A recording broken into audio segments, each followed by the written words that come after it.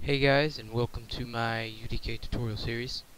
In this first video, I will be showing you the basic GUI buttons and some basic movement before we get onto the actual level creation process.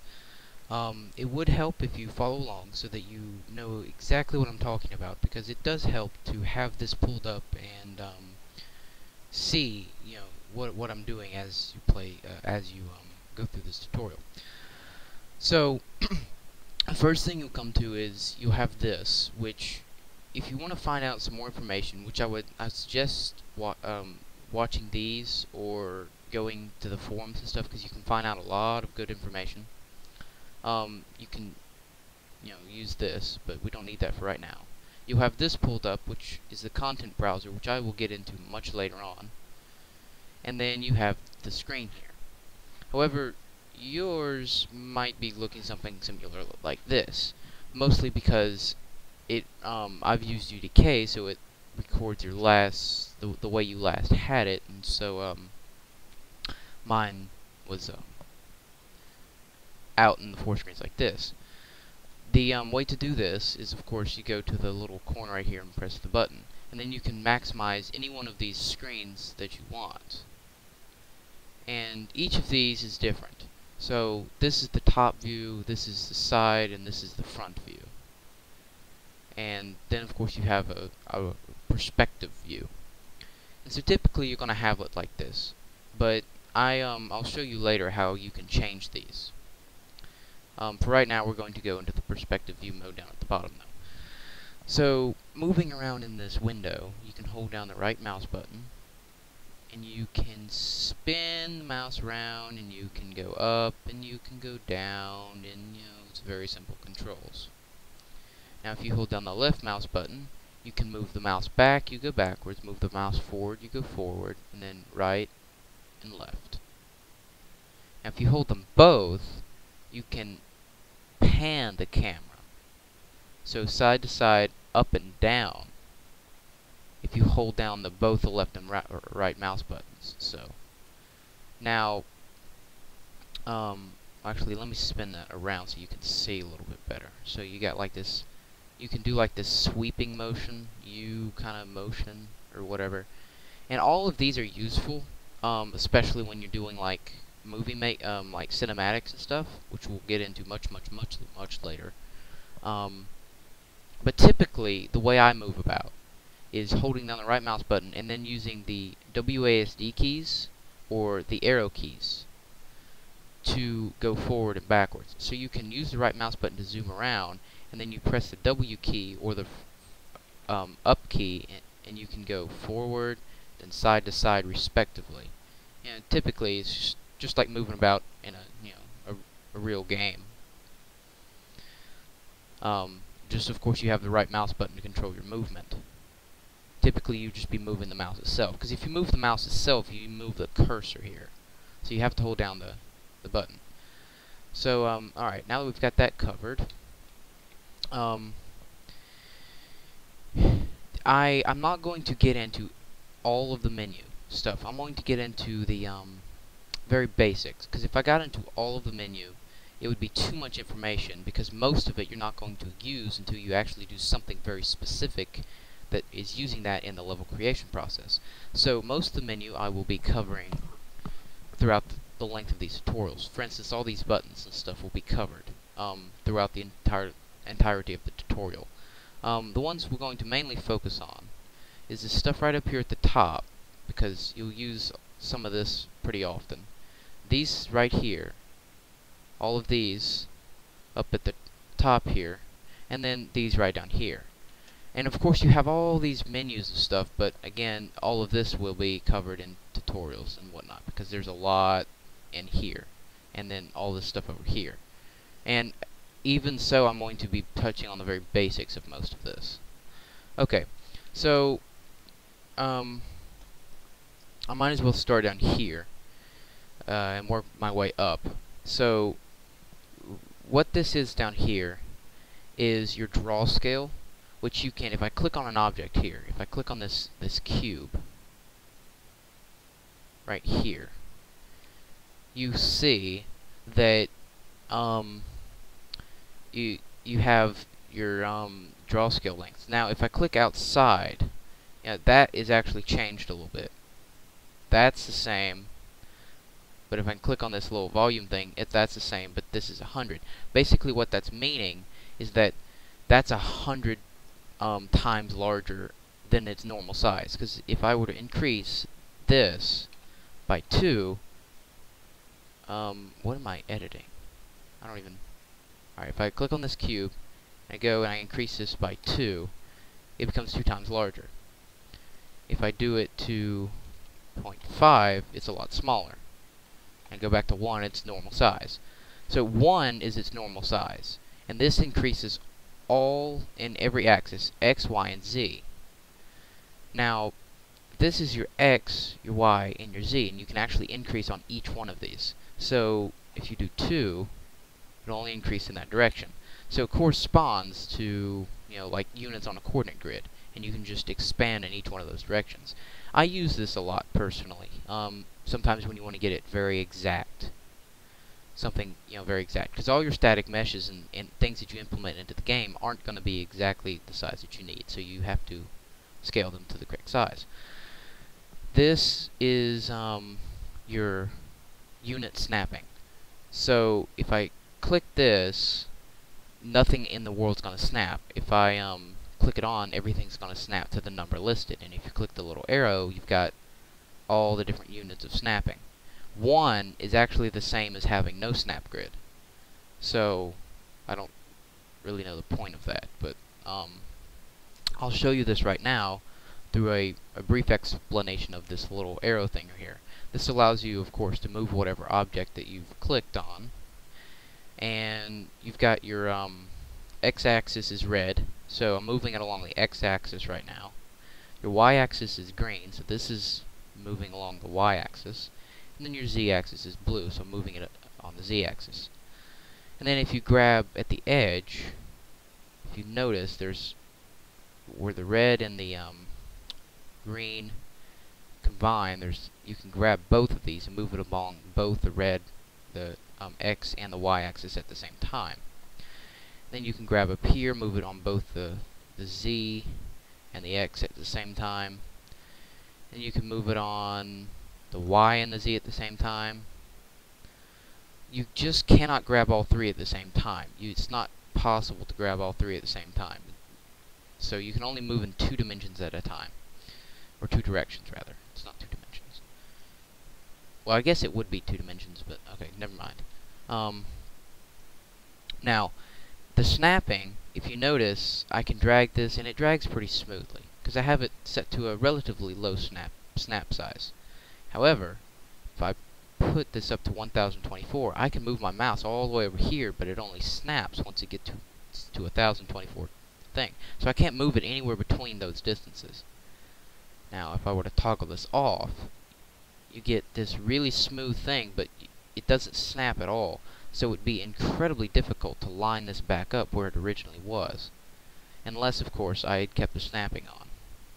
Now, if you do move something and then put the snapping off, it'll then snap according to where it currently is, not to where the original snapping was. So you do have to keep that in mind. If you move something slightly off and then put it back to the snapping, it might not go back where it was supposed to because you have the snapping. You had moved it while the snapping was off. So, and again, 1 is the same thing as having no snapping, because you're snapping every unit. Of course, 64, you've got much. You can tell that there's a bit of snapping, but not much. And this is a relatively large object, so you're not really going to notice it much. 16 I like, because it seems smooth, but it snaps enough where you don't have to worry about getting something really, really exact. It'll usually snap like you want it to. The default is 32, though, so for the sake of all of the tutorials, you might want to set it to 16. Alright, enough of that. This is your angle snapping. It's pretty much exactly like the um, the grid snapping, just with angles. Because if I press the spacebar here, and I'll talk about that in just a second, you get your angle. You can rotate this around, and if you notice, the angles actually do snap. It's really small because it's set to every third angle, but they do snap every third angle. So that's what that is. And you have a little bit more options for that. And then of course this is your percentage and your scaling. So if I was to scale an object, it would snap according to how the 5% scaling. So it would snap every 5% or something another like that. And then of course this is your autosave. You can disable or enable that. So next 3 minutes and 8 seconds it'll autosave. Then of course you can set to, little options there. Now if we move up to the top here, and I'm skipping over a few things, as you can see. I'm not going to cover all of this, but what this allows you to do is, this is your camera move speed right here. So you can increase this, and then you can zoom around really quickly, and then you can zoom around really, really slow. And this is very, very useful for moving around your levels. So I usually have it on normal speed, and then you can right click it and use the options there, of course. What this button does is it does what it says, play in viewport. It actually puts your level, it starts it, but then it actually spawns you wherever you currently are. So if I move over here, I'll actually spawn here. And then if I move over here, I'll spawn outside of the level and just fall. So that is useful for starting your level in particular places to get an idea of how that is, instead of having to go through it all. And then of course this actually tears off a floating copy that you can put on like another monitor or something if you wanted to do that. And it works pretty much exact same as your normal level creation would. Okay, now we're going to skip over some of this. This actually makes your view in the game mode, so you would see exactly what you would see as if you were playing the game. See, a lot of this stuff right here is for debugging, which we'll get into much later on when we get to the debugging stage in our level. This is lighting only, so it shows only the lighting detail in your level. So you have a lot of lighting right over here that's shining down on your level through this, and I'll get into this much later on. This is detail lighting, and so it shows all of the detail to the lighting. It's kind of similar to the last one, and I'll get into this a little later on as well. This is of course lit mode, which we were on before. This is unlit mode, so it shows, well actually, yeah, unlit, so that there's no lighting at all, which is actually the default whenever you start a blank map, because there's no lighting. Which this is useful for not like in dark places, because it gets really hard to see when it's really dark. So then this is wireframe mode, and then brush wireframe mode, and I'll show you the difference of those once we actually, in the next tutorial, once we build the level. Okay, now this right here enables real time. So if we switch back to lit mode, you can see that the clouds are moving. However, if I click this back, the clouds stop moving. So if you're getting a lot of lag, make sure your real time is not on, because that'll cause a good bit of lag. And then you can change your viewport type here. You can cycle through different viewport types. So this is perspective, top, front, side, and then perspective again. And then of course you can also go over here, and you've got all the different options to show in your viewport. So you can change your viewport type here, enable real time, and then show all kinds of things here. So if something actually disappears in your level all of a sudden, check and make sure that it's being shown here. And of course we'll get into some of this a little later on. Now if you go up here, you can change all of the viewport types. So you can actually have a perspective, and you can have 2 of these perspective viewport types. So this is actually mostly just preference, how you want to have the viewports laid out.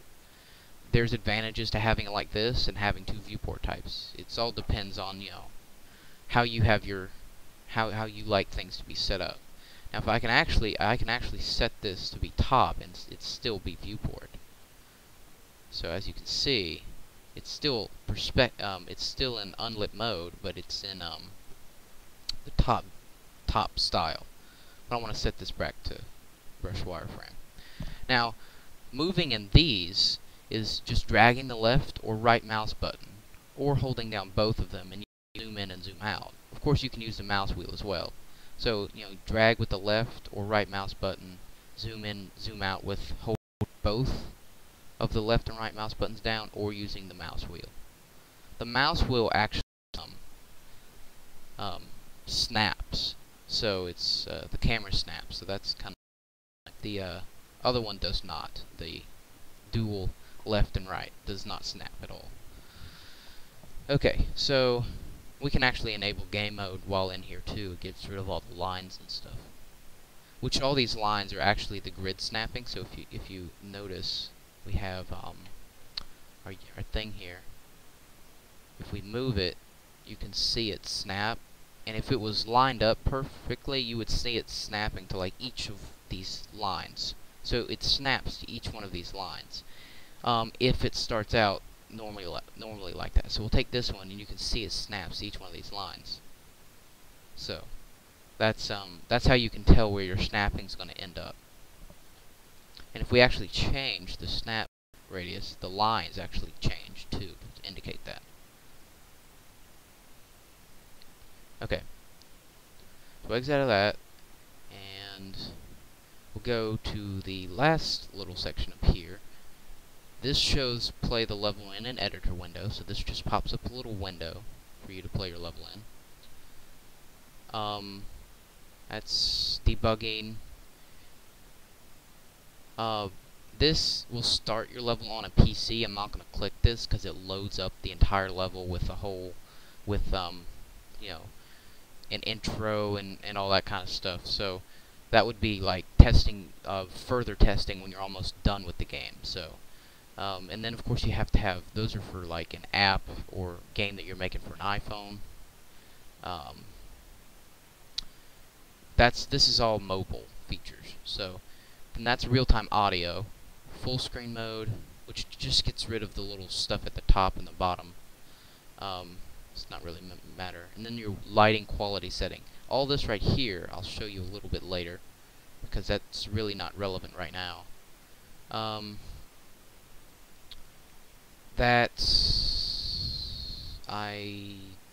don't really know what that does. I've never done that. That's not. Oh yeah, allow translucent selection, so you can actually like select fog and stuff. But we're not going to worry with that right now. And then of course this is this actually allows you to set, like, if you're getting a bit of, like, you can set how far you want your game to show. So if I go like move the camera, it's going to clip off everything in a certain radius. So if there's like stuff in the background that's distracting you, you can get rid of it to only work in a certain section. And this will move dynamically wherever you go. So you can, so it'll clip off that, and it'll get rid of the sky and stuff because that's the farthest distance away. So you know, if this sky was distracting, you could just work on this little small section, and everything else would go away. Alright, then this of course is Matinee and Kismet, which is basically cinematics and coding, basically, in a very small nutshell. And then of course the content browser, which allows you to drag items into the game. That's to find objects in your game. This is the ability to drag objects